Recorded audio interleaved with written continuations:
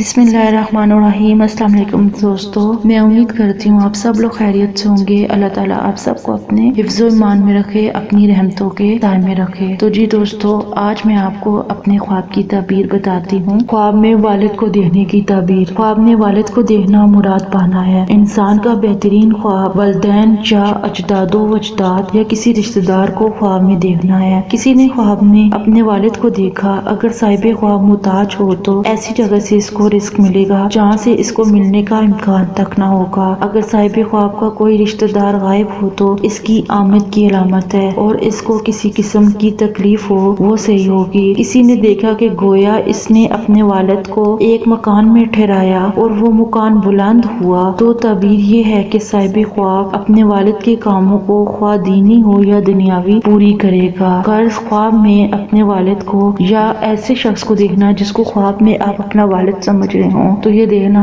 بہت ہی بابرکت خواب ہے۔ ماشاءاللہ یہ خواب دیکھنا بہت ہی اچھا خواب ہے۔ آج کے خواب کی تعبیر دیکھنے کا بہت بہت شکریہ۔ اگر آپ کے خواب کی تعبیر میرے خواب کی تعبیر کے مطابق نکلتی ہے تو مجھے کمنٹ سیکشن میں لازمی بتائیے گا۔ اگر آپ کے ذہن میں کسی بھی قسم کا سوال ہے تو آپ مجھ سے کمنٹ سیکشن میں یا فیس بک پیج کے میسج سیکشن میں پوچھ سکتے ہیں۔ میں آپ کو آپ کے خواب کی تعبیر بتانے کی پوری کوشش کروں گی۔ تھینک یو، اللہ حافظ۔